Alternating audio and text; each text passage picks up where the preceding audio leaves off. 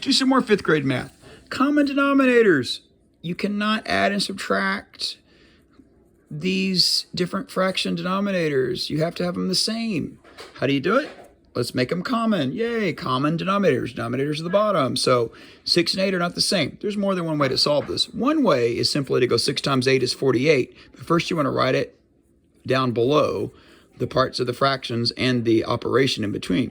Now one way to do it is 6 times 8 is 48. And 6 times 8 is 48. And what you do to the bottom, you do to the top. How did this become a 48? 6 times 8. So put a tiny times 8. What you do to the bottom, you do to the top. 2 times 2 is 16. Now, how did the 8 become a 48? 8 times 6, so put a times 6. Well, 3 times 6 would be here, is 18. Then you would get 16 plus 18 equals, remember, the bottom stays the same. Just like when you were in 4th grade, if the bottom's already the same, it stays the same. You would add these up. What is 16 plus 18, by the way? Let's find out. 16 plus 18 is, let's see, 9, 10, 11, 12, 13, 14. 9, 10, 11, 12, 13, 14. 14 carry a 1. 34, right? But what would you have to do? You would have to do something called simplify. Oh, I forgot to talk about that earlier. To simplify, you divide the top and the bottom by the greatest common factor. What could go into both? Well, they're both even, so 2 would work. A 5's not going to work. That's ridiculous. They don't end in a 5. They do not end in a 5 or a 0.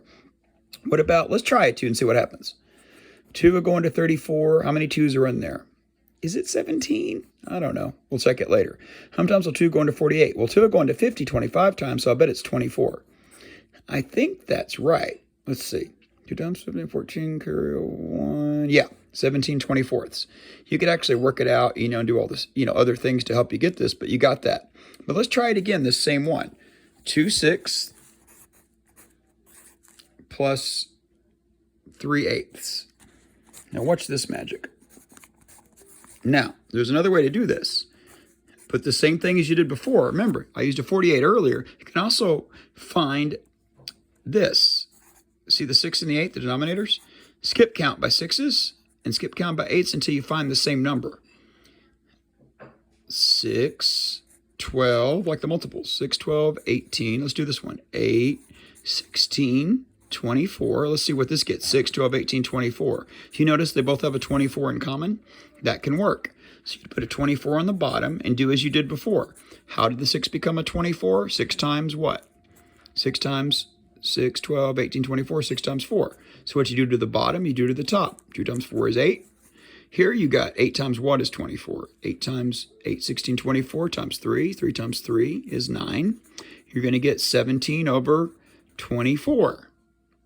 Guess what you got? The same thing up here earlier, 17 over 24.